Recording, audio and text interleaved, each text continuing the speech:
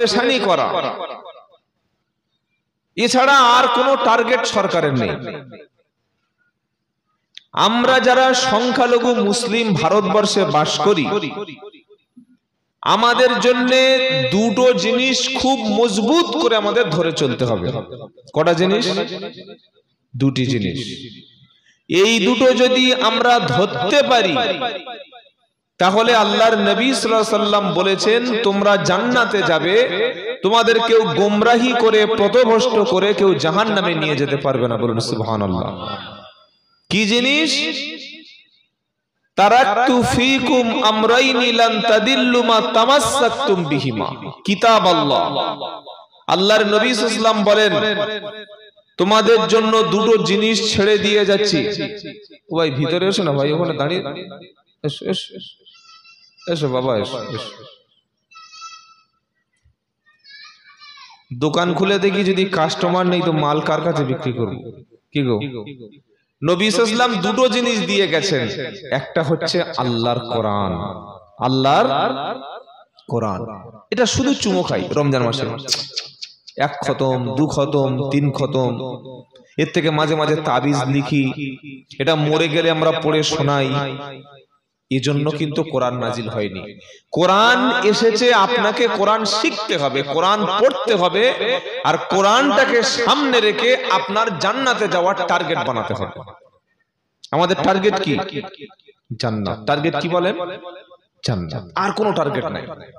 এই জান্নাতে যাওয়া অবধি আমার জীবনে ব্যবসা বাণিজ্য, চাকরি বাকরি, বিবাহ, তারপরে যত রকমের যা কিছু আসবে এগুলি আমাকে অতিক্রম করতে হবে, কিন্তু আমার টার্গেট থাকবে জান্নাত।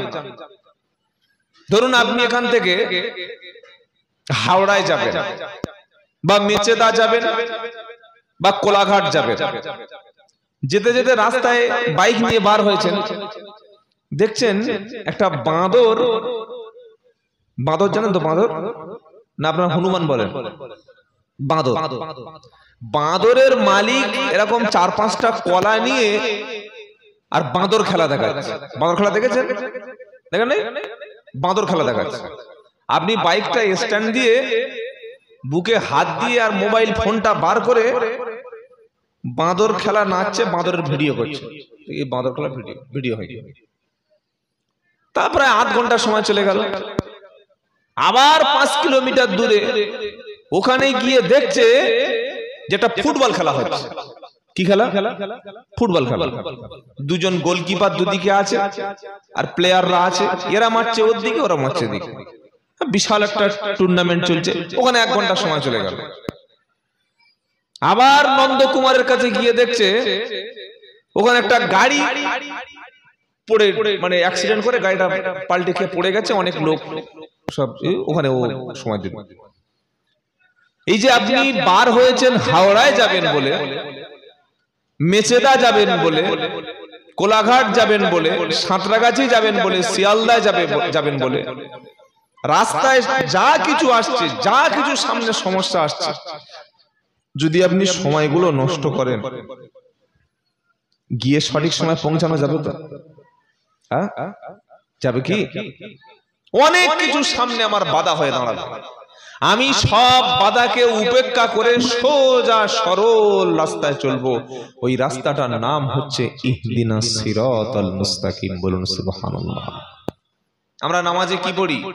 ইহদিনাস সিরাতাল মুস্তাকিম। সূরা ফাতিহা হলো দোয়া। সূরা ফাতিহা কি? দোয়া। আমরা অনেক সময় বলি, মাওলানা আমার জন্য দোয়া করুন, হুজুর একটু দোয়া করে দিন, ইমাম সাহেব দোয়া করুন, পীর সাহেব দোয়া করুন, মুফতি সাহেব দোয়া করুন, মাওলানা দোয়া করুন। আর সূরা ফাতিহার অপর নাম হলো দোয়া। জোরে বলুন সুবহানাল্লাহ। বললে হুজুর দোয়া কেন? বান্দা যখন আল্লাহু আকবার বলে নামাজে যখন দাঁড়িয়ে গেল, নামাজ শুরু হবে যে শব্দ দিয়ে, ওই বাক্য, ওই শব্দের নাম হলো আল্লাহু আকবার। কি শব্দ দিয়ে? নামাজ শুরু হবে আল্লাহু আকবার দিয়ে, জানাজার নামাজ শুরু হবে কোন শব্দ দিয়ে? আল্লাহু আকবার দিয়ে। ঈদের নামাজ শুরু হবে কোন শব্দ দিয়ে? আল্লাহু আকবার দিয়ে। বাচ্চা যখন জন্ম হয়, বাচ্চার কানে যখন আজান দেয় কোন শব্দ দিয়ে? জোরে বলেন, আল্লাহু আকবার। তাহলে জন্মটা হলো আল্লাহু আকবার। আবার মাইয়েতের মৃত্যুর পরে জানাজার নামাজ যখন হবে তখনও শব্দ আল্লাহু আকবার। আল্লাহ ছাড়া আমরা চলতে পারবো না। খাবার যখন খাবো কার নামে খাবার খাবো? জোরে বলেন, বিসমিল্লাহ। বিসমিল্লাহ মানে আল্লাহর নামে। বিবির সঙ্গে যখন মিলন হবে তখনও বিসমিল্লাহ। খাবার যখন শেষ হয়ে যাবে তখনও আলহামদুলিল্লাহ। বাথরুমে যখন যাব তখনও আল্লাহর নাম। বাথরুম থেকে বার হয়ে তখনও আল্লাহর নাম। ওযু যখন শুরু হবে তখনও আল্লাহর নাম। গোসল যখন শুরু হবে তখনও আল্লাহর নাম। কেউ যদি খুশিতে কোনো উপহার দেয় তখন বলবো জাযাকাল্লাহ, আলহামদুলিল্লাহ, তখনও আল্লাহর নাম। কোনো বিপদ মুসিবত হয়ে গেলে, দামি মোবাইল হারিয়ে গেলে, বাইকটা পড়ে বাইক থেকে ঠ্যাং ভেঙে গেলে তখনও ইন্না লিল্লাহ, তখনও আল্লাহর নাম। অর্থাৎ জন্ম থেকে মৃত্যু পর্যন্ত একজন ইমানদারের মুখে জারি থাকবে আল্লাহর নাম। কবি কি বলছেন? জন্মের পরে কানে আজান কি দেয়নি, তুমি মুসলমান ছাড়া হওনি। জন্মের পরে কানে আজান কি দেয়নি, তুমি মুসলমান ছাড়া হওনি। আমার আগে গজল বলছিলেন কি আপনি? মাশাআল্লাহ, আমি শুনছিলাম, খুব সুন্দর গজল, আলহামদুলিল্লাহ। গজলের মধ্যেও আল্লাহর প্রশংসা আছে না নাই? কি ভাই? আবার এখন দুটো একটা গজল বলে মহিলা শিল্পী, দেখেছেন না? মহিলা শিল্পীরা গজল বলে। আবার মুর্শিদাবাদ জলঙ্গিতে সেদিন একটা হ্যান্ডবিল আমাকে পাঠালো, সেখানে দেখলাম মহিলা বক্তা। কি বক্তা গো? আচ্ছা, যদি এখানে না এসে আমার বউ যদি আজকে আসতো কিরকম ভিড় হতো বলুন। এই আব্দুল্লাহ জুবাইরের বউ রে, চল মালটা দেখে আসি কেমন দেখতে। ভিড় হতো কি হতো না? কি বুঝলেন? ইমাম সাহেব মসজিদে অসুস্থ, ইমাম সাহেবের বউয়ের পাঠিয়ে দিয়েছে, বললে আসরের নামাজ তো কেরাত আসতে পড়লে হয়ে যাবে, যা জানিস আল্লাহু আকবার বলে চালিয়ে দিবি, চলবে তো? মেয়েদের কণ্ঠটা, একটা মহিলা সাবালিকা হয়ে গেলে, অ্যাডাল্ট হয়ে গেলে, বয়স প্রাপ্তা হয়ে গেলে, তার গলার ভয়েসটা স্বামী, শ্বশুর, ভাই, চাচা, বাপ, মানে যে ব্যক্তি তার সঙ্গে বিবাহ হারাম, মাহারাম ব্যক্তি ছাড়া একজন মহিলার কণ্ঠ, ভয়েস, তার নয়েজ, তার গলার স্বর, এটা পরপুরুষের জন্য শোনা হারাম। শোনা হারাম, জায়েজ নয়। সে মহিলা শিল্পী হোক আর যাই হোক। তাহলে একজন মহিলা বক্তা কি করে হতে পারে? এবং চলছে এগুলো। বাংলাদেশে রোগটা ছিল আগে, মহিলা বক্তা, এবং তার ভিডিও বক্তব্য আছে, মহিলা বক্তব্য করছে। কিয়ামতটা কোন জায়গায় এসেছে দেখুন, সামনে এসে গেছে। মহিলা বক্তা, মুর্শিদাবাদে মহিলা বক্তা বক্তব্য করছে, সব স্টেজে সব মহিলারা বসে আছে, সভাপতি মহিলা, সেক্রেটারি সাহেব মহিলা, জলসার কমিটিও মহিলা। আবার ভিডিওগুলো সেগুলো সব ইন্টারনেটে ছড়িয়ে পড়ছে। দুদিন পরে আমার মনে হয় এরা মসজিদে ইমামটাও মহিলা রেখে দেবে, বলে আমরা একটা মহিলাদের মসজিদ করব, সব মহিলারা নামাজ পড়বে। কি বুঝলেন? তো আল্লাহ যে পর্যন্ত ইসলামের সীমা রেখে দিয়েছে সেই পর্যন্ত। আমি মসজিদে গিয়ে আজান দিতে পারি, কিন্তু আমার স্ত্রী পারবে? পারবে না। আমি গিয়ে মসজিদে নামাজ পড়াতে পারি, কিন্তু আমার স্ত্রী পারবে না। কেন পারবে না? তার ভয়েসটা, তার বডিটা, তার শরীরটা, এটা সেফ জোনে রাখতে হয়, সেফ জোনে। এই সপ্তাহখানেক, 2 সপ্তাহ আগে আপনাদের পাশের যে বর্ধমান দুর্গাপুরে একটা হোস্টেলের ছাত্রী ধর্ষিতা হয়েছে, খবরটা শুনেছেন? শোনেন নাই? আসলে ওর বয়ফ্রেন্ডকে নিয়ে গেছিল জঙ্গলে, ঝোপে ঝাড়ে, ওর মনের আশাটা মেটাতে গিয়ে ওখানকার ছেলেগুলো হাতে নাতে ধরলো। আর মেয়েদের মানে খবর জানেন, ওরা যে কোনো মুহূর্তে আপনাকে ফাঁসিয়ে দেবে। মেয়েদের ঝামেলায় জড়িয়ে গেলে ও দুনিয়া আখিরাত দুটো চলে গেল। কয়েকজন ছেলে যখন ঝোপের পাড়ে যে এখানে কি করছিস বে, কি করতে এসছিস, যখন 4-5টা ছেলে, একটা পুরুষ আর একটা নারীর এই আপত্তিকর অবস্থা যখন হাতে নাতে ধরলো, মেয়েটা তখন একটা ফাঁদ পেতে হঠাৎ করে একটা নাটক সাজিয়ে, ড্রামা সাজিয়ে এসে থানায় কমপ্লেন করলো যে এই ছেলেগুলো আমাকে গণধর্ষণ করেছে, গ্যাং রেপ করেছে। কি ভাই খবরটা শুনেছেন না শোনেন নাই?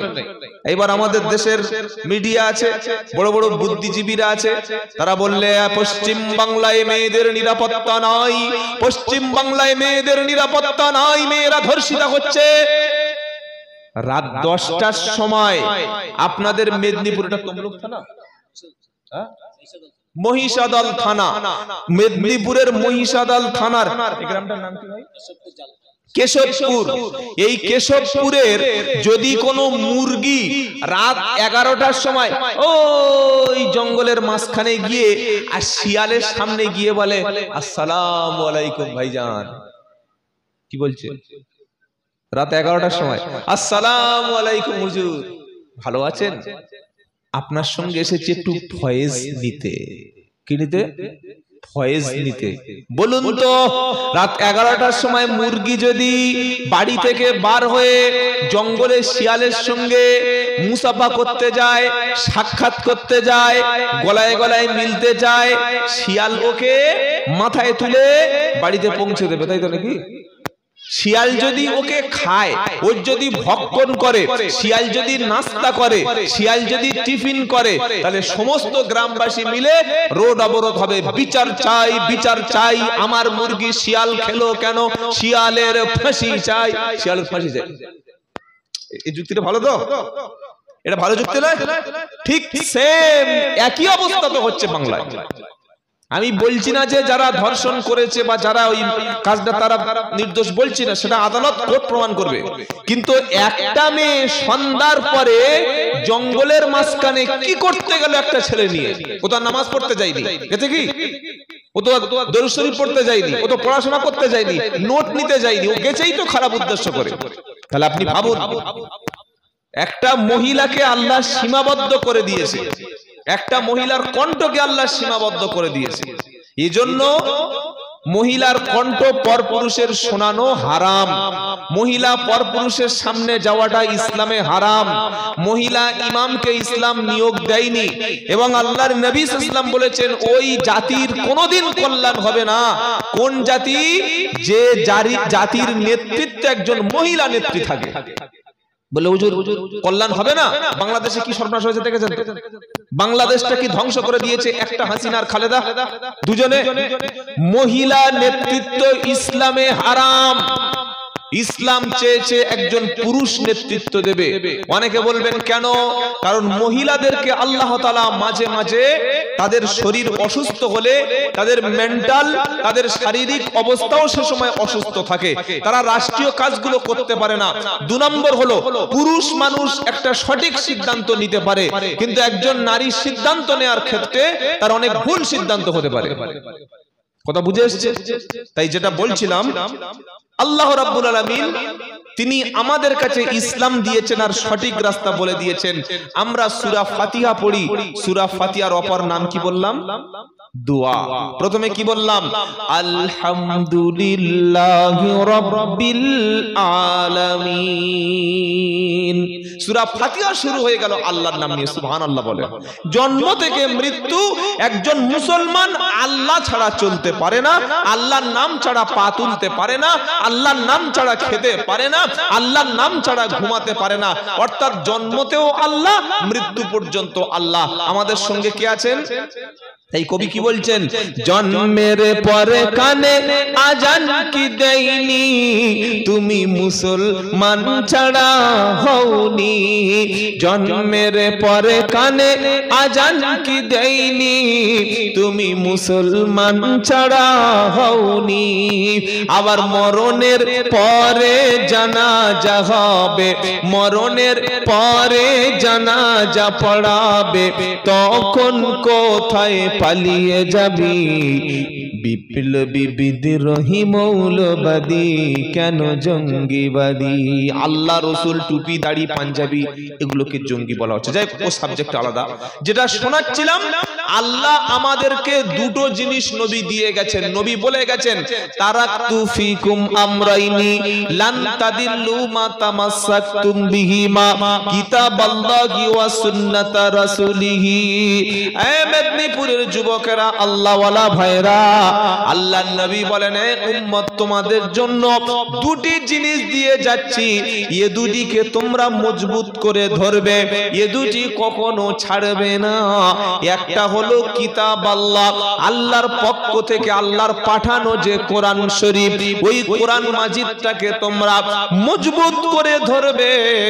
কোরআন পড়বে, কোরআন বুঝবে, কোরআন শুনবে, কোরআন শিখবে। তোমার ঘরের মধ্যে কোরআন তেলাওয়াত হবে, আর কোরআনের অর্থটা একটু মাতৃভাষা, নিজের ভাষায় আল্লাহর কালামটা একটু জানার চেষ্টা করবে, কোরআনের উপরে আমল করবে। আর একটা জিনিস আমি নবী দিয়ে গেলাম, সেটা হলো সুন্নাত রাসূলি।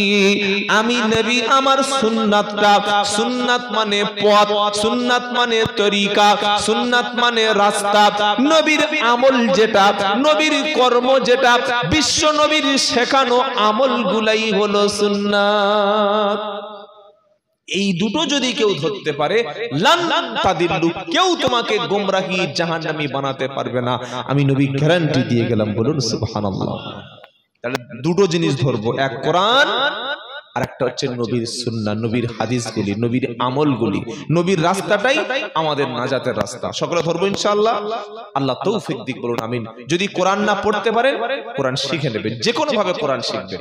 আর কোরআন শেখার সাথে সাথে আল্লাহর নবীর আদর্শ জীবনীগুলো পড়বেন, নবীর সুন্নাতটা আমাদের জীবনে বাস্তবায়ন থাকবে, ইনশাআল্লাহ আপনি শান্তি থাকবে। যে যত বেশি নবীর অনুসরণ করবে, নবীর মডেলটা, নবীর আইডিওলজিটা, যার যত বেশি আমল থাকবে, তার সম্মানটা আল্লাহ তত বেশি উপরে তুলবে। সুবহানাল্লাহ বলেন। আর আপনি যত বেশি সুন্নাতকে ঘৃণা করবেন, নবীর পথ থেকে যত দূরে সরে থাকবেন, আপনার পদে পদে পদে পদে বিপদ আসবে। আর আপনি যত বেশি কোরআনকে মানবেন, কোরআনকে ফলো করবেন, আল্লাহ আপনার সম্মান বাড়িয়ে দেবে। সুবহানাল্লাহ বলেন। আর কোরআনের কিছু কথা যদি মেনে নেন, কিছু কথা যদি ছেড়ে দেন, গজব আসবে, মার খেতে হবে। কে বলছে? আফাতু উমিনুনা বিবাদিল কিতাবি ওয়া তাকফুরুনা বিবাদ ফামা জাযাউ মান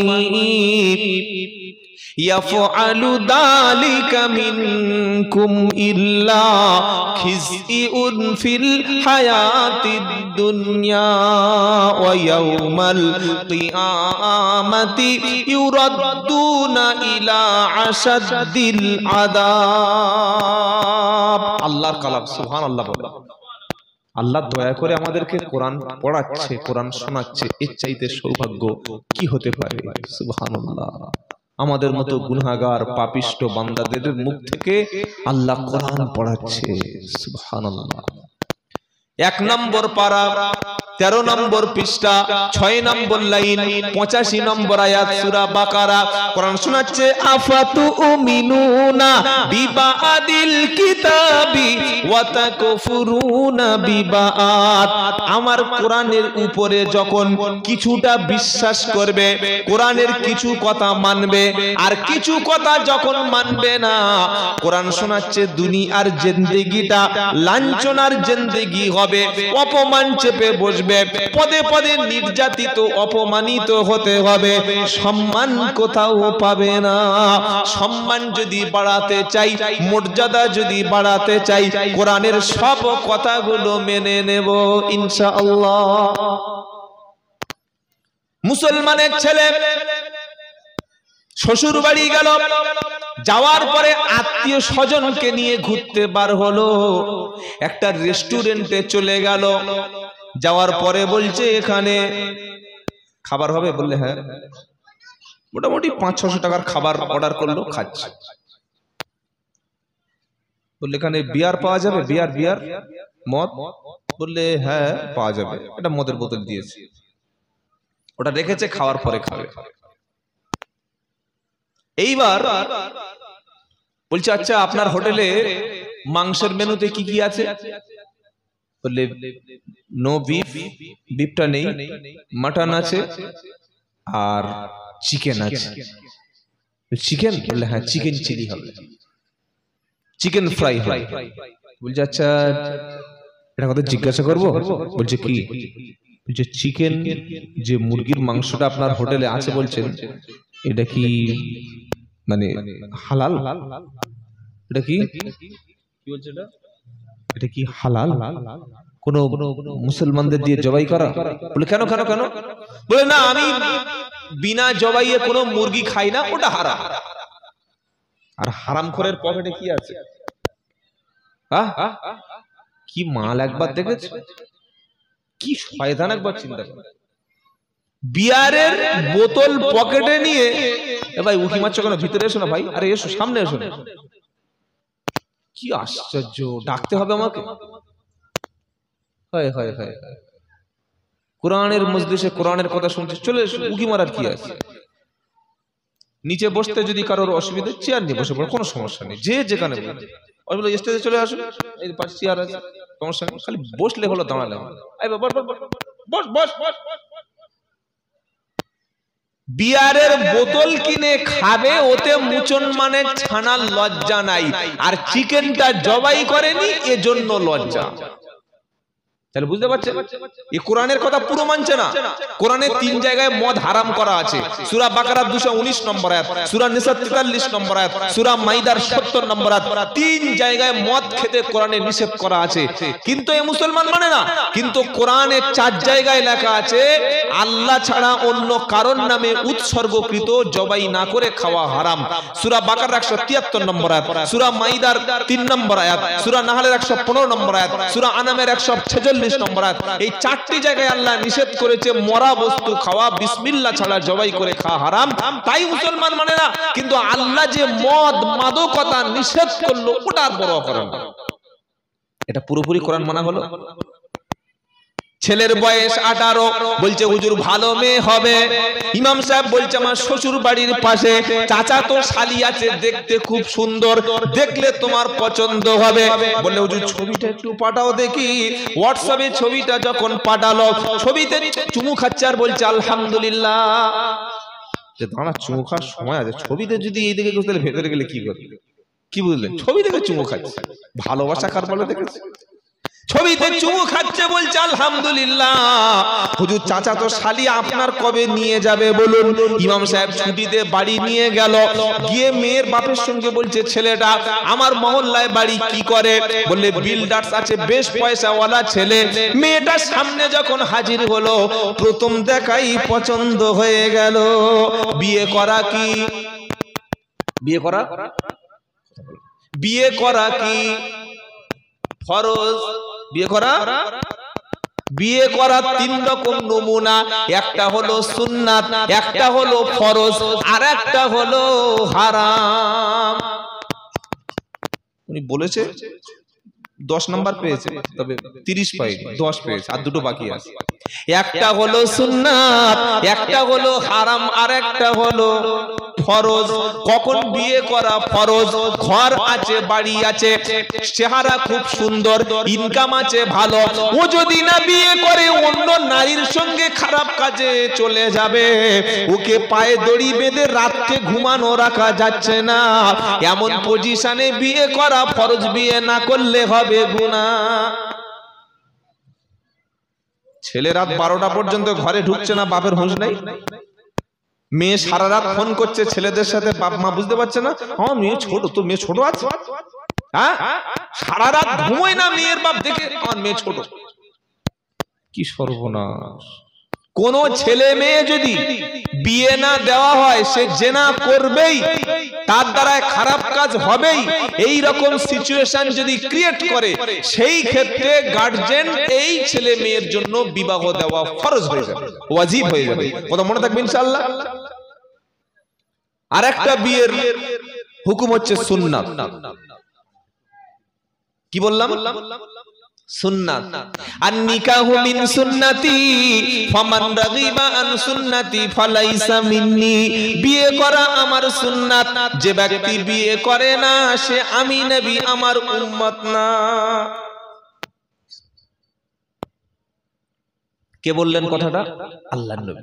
বিয়ে করা আমার সুন্নাত, যে ব্যক্তি বিয়ে করে না সে ব্যক্তি নবীর উম্মত না। কখন বিয়ে করা সুন্নাত? ইনকাম আছে, ঘর আছে, ব্যবসা বাণিজ্য আছে, বিবিকে খাওয়াতে পারবে, বিবির ভরণ পোষণ দিতে পারবে। আর বিয়ে যদি এখনই না করে, জেনা ব্যভিচারের সঙ্গে লিপ্ত হবে না, নিজেকে কন্ট্রোল করতে পারবে, এমন সিচুয়েশনে বিয়ে করা। বিয়ে করা কি সুন্নাত? বিয়ে করা হারাম কখন? কখন হারাম হবে? শরীর চলে না, কঠিন রোগ, খাওয়াতে পারবে না, বিয়ে করলে তার ভরণ পোষণ পারবে না, কিংবা অমুক মেয়েকে বিয়ে করলে ভয়ঙ্কর বিশৃঙ্খলা অশান্তি হবে, ওর সংসারে শান্তি কখনো আসে না, এই রকম পজিশনে বিয়ে না করা উচিত।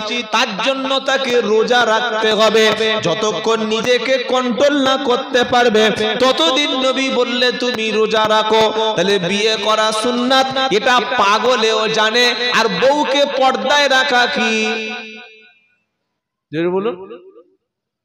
বিয়ে করা সুন্নাত পাগলে জানে, বউকে পর্দায় রাখা ফরজ বলো কটা মুসলমান মানে? বিয়ে করা সুন্নাত পাড়ার সব ছেলে জানে। হালাল রুজি ইনকাম করে বউয়ের মুখে তুলে দিতে হয়। বিবিকে বন্ধন মহিলা সমিতিতে পাঠিয়েছে, বিবিকে দোকানে বসিয়ে দিয়ে হাতে তসবিহ নিয়ে জিকির করছে, তবে পর্দার সঙ্গে হলে ব্যাপারটা আলাদা।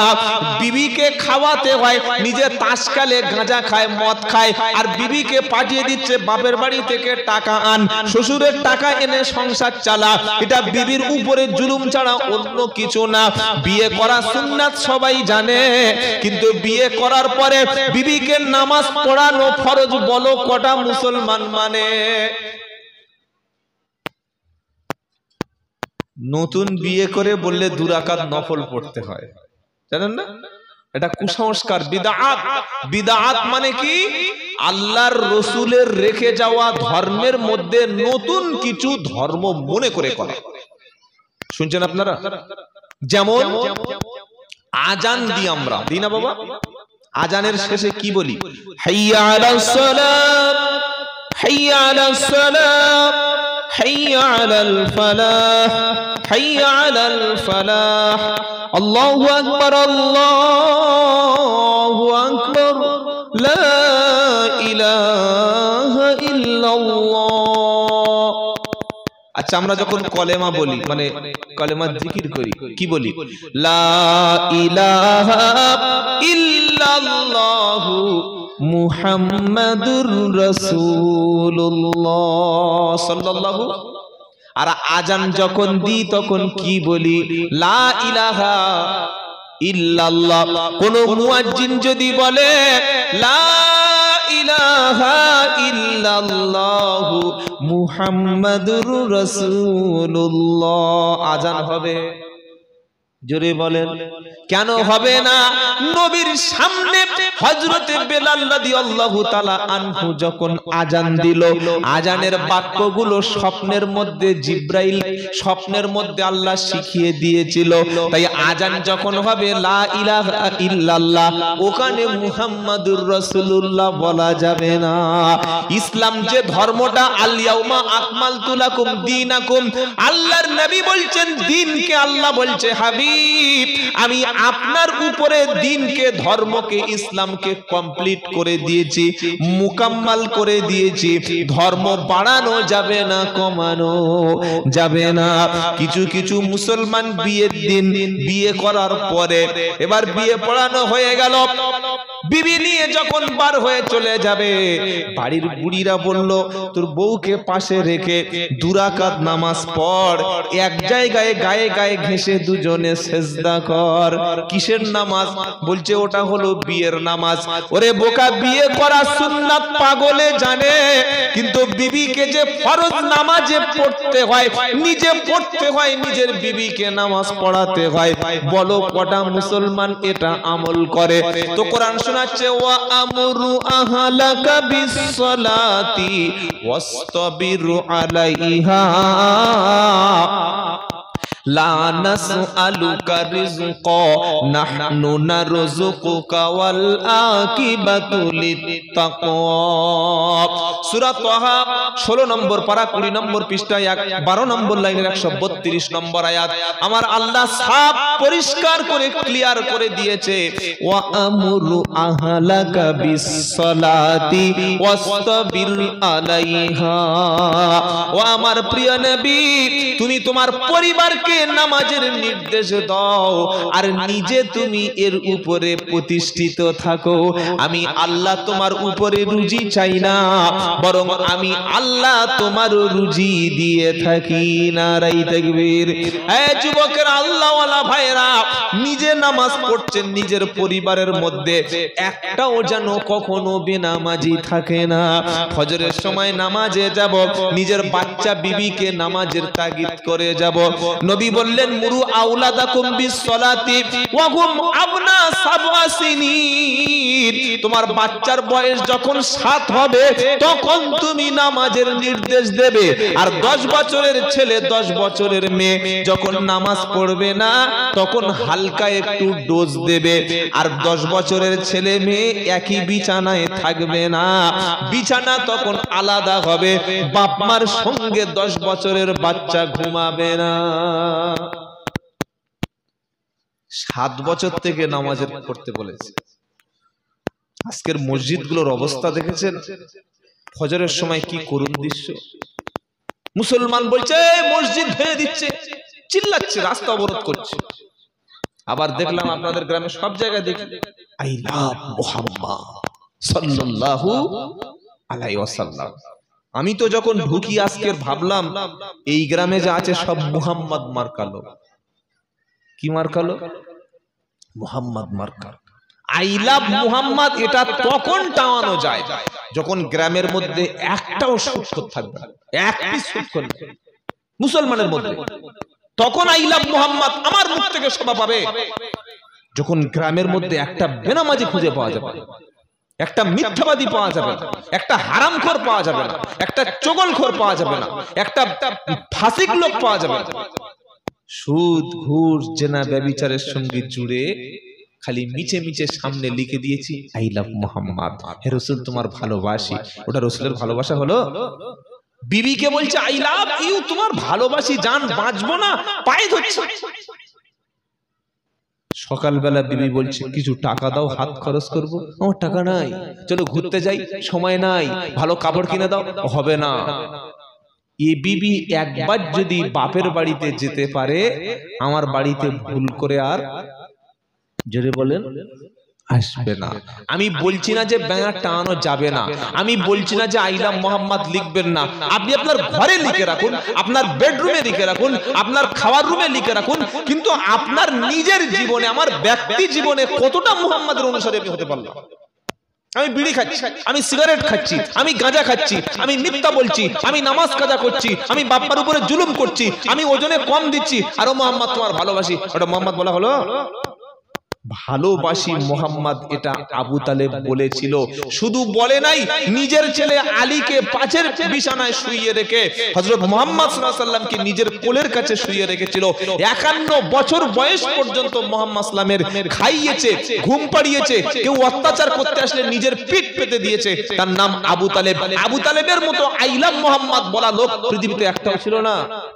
আপনি তো খালি একটা ব্যানার 500 টাকা খরচ করে দড়ি দিয়ে উঠে টাঙিয়ে দিয়েছেন।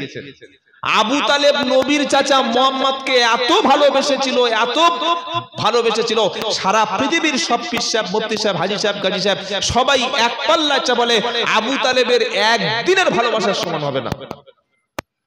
মুখে ভালোবাসি বলেছিল, কিন্তু নবী বললেন, আবু তালেব আমার চাচা, তুমি মুখে ভালোবাসো আমি নবী জানি, তবে মরণের আগে একবার তুমি কলেমাটা জবান দিয়ে উচ্চারণ করো, একবার বিশ্বাস করে কলেমাটা পড়ে নাও, আমি নবী মুহাম্মদ মুস্তাফা সাল্লাল্লাহু আলাইহি সাল্লাম কিয়ামতের দিন তোমাকে জাহান্নামের আগুন থেকে বাঁচানোর জন্য সুপারিশ করব। জোরে বলবেন না সুবহানাল্লাহ। চাচা বললেন, ভাইপো প্রস্তাবটা খুব সুন্দর, কিন্তু মেনে নেওয়া খুব কঠিন।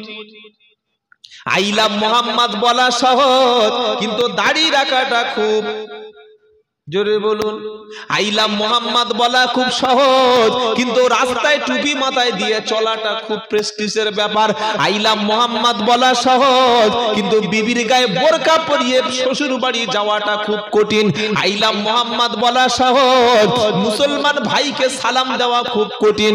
আই লাভ মোহাম্মদ বলা সহজ, কোরআন শিক্ষা করা খুব কঠিন। আই লাভ মোহাম্মদ বলে ব্যানার, গোটা রাস্তায় ব্যানার ফেস্টুন টানো সহজ, কিন্তু বসে পেশাব করে পানি নেওয়াটা কঠিন। আই লাভ মোহাম্মদ বলা সহজ, ফজরের আজান হয়ে গেলে ওই বিবির বিছানাটা ছেড়ে আস্তে আস্তে মসজিদের দিকে হেঁটে গিয়ে 2 রাকাত সুন্নাত, 2 রাকাত নামাজ পড়াটা কঠিন। ও 500 টাকার ব্যানার রাস্তায় ভরিয়ে দেওয়া যায়, ওতে কখনো ভালোবাসা প্রমাণ হয় না। আবু তালেবের মরণের সময় যখন হয়ে গেল, আমার নবী দেখলেন চাচা আর বাঁচবে না, একদম শেষ সময় অন্তিম শয্যায় পৌঁছে গেছে।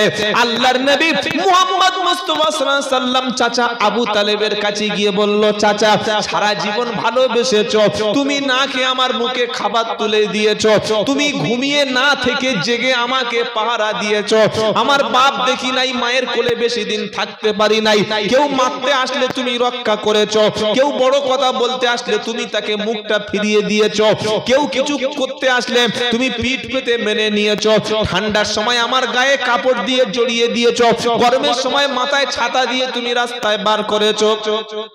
চাচা আমাকে কাফের মুশরিকরা যখন অত্যাচার করতে এসেছে, তুমি নিজেকে তাদের সামনে ঢালের মতো দাঁড়িয়ে গেছো।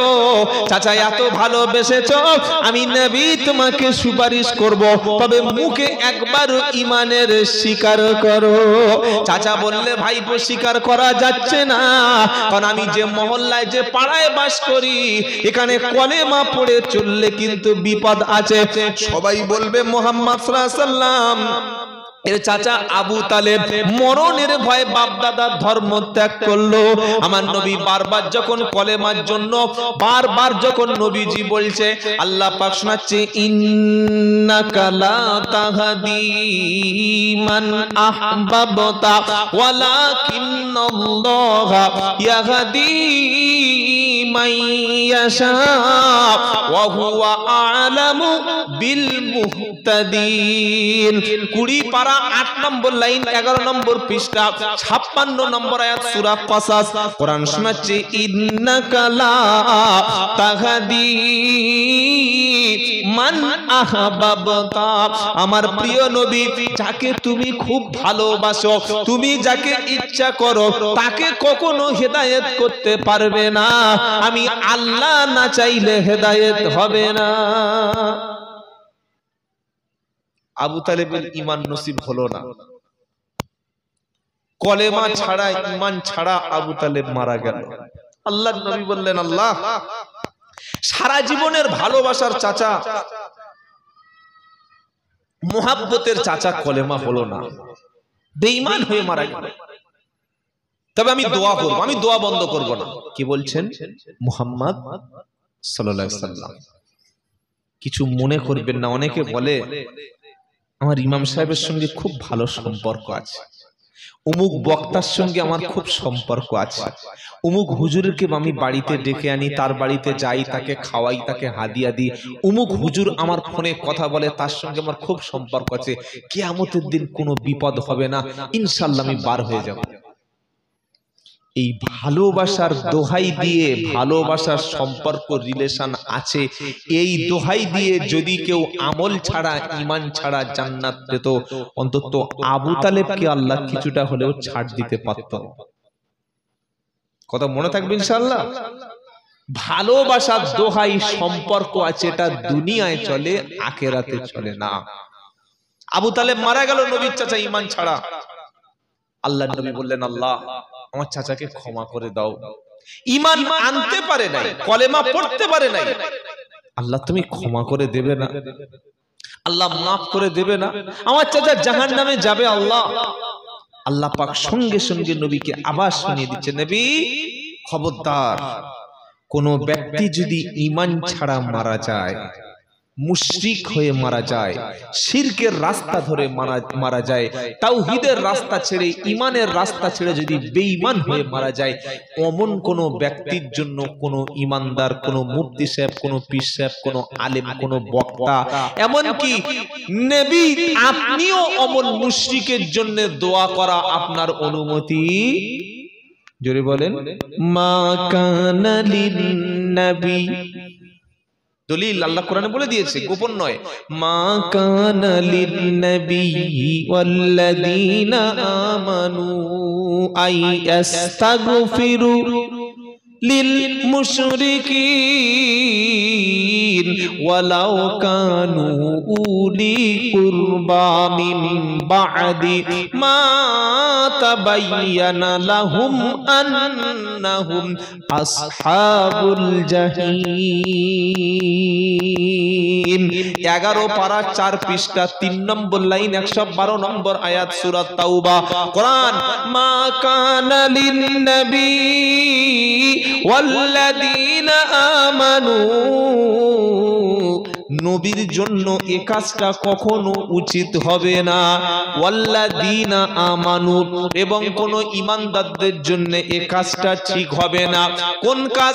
আইয়াস্তাগফিরু লিল মুশরিকিন, কোন কাফের জাহান্নামী মুশরিক হয়ে ঈমান ছাড়া মারা যাবে, অমন বেঈমানের জন্য নবীর দোয়া করা, কোন ঈমানদারের দোয়া করার হুকুম আমি আল্লাহ কখনো দেব না। ওয়ালাউ কানু, এবার মজার কথা শুনেন, ওয়ালাউ কানু উলি কুরবা, ও যদি তোমার নিকট আত্মীয় হয়, তুমি ইমাম, তোমার জামাই বেঈমান, তোমার আত্মীয় স্বজন সুদখোর, তোমার পাড়ার মহল্লার সবচাইতে নিকট লোক, সে যদি ঈমান ছাড়া, নামাজ ছাড়া, কলেমা ছাড়া, নবীর সুন্নাত ছাড়া যদি বেঈমান মুশরিক হয়ে কুফরি অবস্থায় শিরকের উপরে যদি মারা যায়, নিজের আত্মীয়র জন্য হলেও নবী তুমি দোয়া করবে না, যেহেতু নবীর চাচা হলো আবু তালিব। কথা মনে থাকবে ইনশাআল্লাহ। এ বাবাজিরা, আল্লাহওয়ালা ভাইরা, তাহলে আমরা দোয়া করব কাদের জন্য? ঈমানদার ব্যক্তি গুনাহ করেছে, নামাজ পড়ে আবার মাঝে মাঝে ছেড়ে দেয়, হয়তো ভুল করেছে, তার জন্য দোয়া করব, আল্লাহ ক্ষমা করবে। কিন্তু কাঁচা বেঈমান, পাকা বেঈমান, কাঁচা বেনামাজি, জুমার নামাজটাও পড়ে না, আর ঈদের সময় তাও মাঝে মাঝে 1 রাকাত ছেড়ে যায়, এ পাকা বেনামাজির জন্য কোনো দোয়া নাই।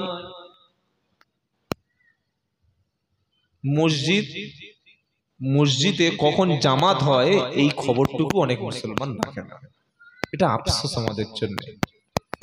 বাঁচতে যদি চান দুটো জিনিস ধরুন, এক কোরআন আর এক নবীর সুন্নাত, তাহলে বাঁচতে পারবেন, তাহলেই টিকতে পারবেন। ঈমান ছাড়া, আল্লাহর উপরে অবিচল ভরসা আস্থা ছাড়া, আল্লাহর কসম করে বলছি, এই যুগে আপনি বাঁচতে পারবেন না। কে আপনাকে বাঁচাবে? আমাদের রাজ্যে এক সময় বলা হচ্ছিল এসআইআর হবে না, বলেছিল না, খুব মাঝখানে চিল্লাচিল্লি হচ্ছিল, এখানে কিচ্ছু হবে না, হয়তো গেল, হয়তো গেল, কি করবে বলবে? আমি আসামে দেখে এসেছি, আসামে এনআরসিতে 19 লক্ষের মধ্যে প্রায় 5 লাখ মুসলিম, 14 লাখ হিন্দু বাদ পড়েছে আসামে এনআরসিতে। 2019 সালের কথা বলছি। তো সেখানে আসামের গোয়ালপাড়া ডিটেনশন ক্যাম্প, ওই গ্রামেই, ওই এলাকায় আমার প্রোগ্রাম ছিল, মানুষ সেখানে আছে, কে বাঁচাবে? এবার আপনারা বলবেন যে আচ্ছা, আমি যদি নামাজ পড়ি আর এই মসজিদে যাই, তাহলে আল্লাহর ফেরেশতা কি বাঁচাবে? আল্লাহ কি আমাকে বাঁচাবে? আল্লাহর ওয়াদা সত্য না মিথ্যা? জোরে বলুন। আল্লাহ কোনদিন অসত্য প্রতিশ্রুতি দেন না। ওয়ালা তাহিনু ওয়ালা তাহজানু ওয়া আনতুমুল আ'লাউনা ইন কুনতুম মুমিনিন। তুমি জয়ী হবে, তুমি ভয় পেও না, তুমি হতাশ হয়ো না, তুমি চিন্তা করো না, আমি তোমাকে জয়ী করবই। আল্লাহ গ্যারান্টি সহকারে বলছে তুমি বিজয়ী হবে, তুমি জয়ী হবে ইন কুনতুম মুমিনিন। তবে শর্ত হলো, কন্ডিশন হলো তোমাকে মুমিন হওয়া লাগবে। মুমিনদের আল্লাহ জয়ী করবে। সুবহানাল্লাহ বলে। কিরকম ভাবে জয়ী করবে? কিভাবে জয়ীটা করবে? হয়তো ক্ষমতা দেবে না, হয়তো আল্লাহ টাকা দেবে না, কিন্তু দুনিয়ায় যতদিন তাকে রাখবে সম্মানের সঙ্গে রাখবে। আর যেদিন তাকে পৃথিবী থেকে তুলে নেবে তার জন্য আখিরাতের রাস্তাটা ক্লিয়ার হয়ে জান্নাতের রাস্তা ধরে নেবে। একবার ছেড়ে বলুন সুবহানাল্লাহ। তাই আমার আল্লাহওয়ালা ভাইরা হাত দুটো ধরে বলে যাচ্ছি, মসজিদ ছেড়ে দিও না, কোরআন ছেড়ে দিও না, আল্লাহ ওয়ালাদের সোহবতে বসো, আলেমদের সঙ্গে সোহবতে রাখো, নামাজি পরেজগার মুত্তাকি সৎ চরিত্রবান তাদের সঙ্গে বন্ধুত্ব করো। আল্লাহ তো শুনিয়ে দিয়েছে, ইয়া আইয়ুহাল্লাযীনা আমানুত্তাকুল্লাহা ওয়া কুনু মা'আস সাদিকিন। 11 নম্বর পারা 5 নম্বর পৃষ্ঠা 5 নম্বর লাইন 119 নম্বর আয়াত সূরা তাওবা। ও ঈমানদারেরা, আল্লাহকে ভয় করো আর সত্যবাদীদের সাথে থাকো। নারায়ে তাকবীর। এখন সত্যবাদী কারা? ইন্নামাল মুমিনুনা আল্লাযীনা আমানু বিল্লাহি ওয়া রাসূলিহি সুম্মা লাম ইয়ারতাবু ওয়া জাহাদু বিআমওয়ালিহিম ওয়া আনফুসিহিম ফি সাবিলিল্লাহি উলাইকা হুমুস সাদিকুন। 26 পারা সূরা হুজরাতের 16 নম্বর আয়াতে আল্লাহ পাক শুনিয়ে দিচ্ছে, সূরা আহকাফের 16 নম্বর আয়াতে কোরআন শুনিয়ে দিচ্ছে, ইন্নামাল মুমিনুনা আল্লাযীনা আমানু বিল্লাহি ওয়া রাসূলিহি। ওই ব্যক্তিরা শুধুমাত্র ঈমানদার কারা? যারা আল্লাহর উপরে এবং রাসূলের উপর ঈমান এনেছে। সুম্মা লাম ইয়ারতাবু, ঈমান আনার পরে যারা কোনো সন্দেহ পোষণ করে না। আর ওয়াজাহাদু বিআমওয়ালিহিম ওয়া আনফুসিহিম, তাদের মাল সম্পদ, টাকা দিয়ে, অর্থ দিয়ে, জান দিয়ে, মাল দিয়ে, সম্পদ দিয়ে আল্লাহর রাস্তায় মুজাহাদা করে যারা, আল্লাহ বলছেন উলাইকা হুমুস সাদিকুন। ঈমানের দাবিতে ওরাই হলো সত্যবাদী। যেদিন নবী মক্কা থেকে মদিনায় চলে গেল, সাথী হয়ে গেল আবু বকর সিদ্দিক। নবী মদিনায় যাওয়ার পরে প্রায় শত শত সাহাবা যখন হিজরত করলো, মদিনার সাহাবারা ছিল ধনী আর মক্কার সাহাবারা ছিল গরিব মুহাজির। মক্কার সাহাবারা যারা এখান থেকে 350 কিলোমিটার রাস্তা, মানে প্রায় ফারাক্কা ব্রিজ পার হয়ে সেই দিনাজপুর চলে গেছে, এত রাস্তা নবী হিজরত করে সাহাবারা পরবর্তীকালে হিজরত করে চলে গেছে মক্কায় খেজুরের বাগান। ওখানে গিয়ে কোন সাহাবার ঘরের ভিতরে থাকে। মক্কায় অসংখ্য ব্যবসা, মদিনায় সাহাবারা গিয়ে কোনো ব্যবসা নাই, আসাবে সুপ্পায় পড়ে থাকে। মক্কায় বিবি আছে, মদিনায় কোনো বিবি নাই।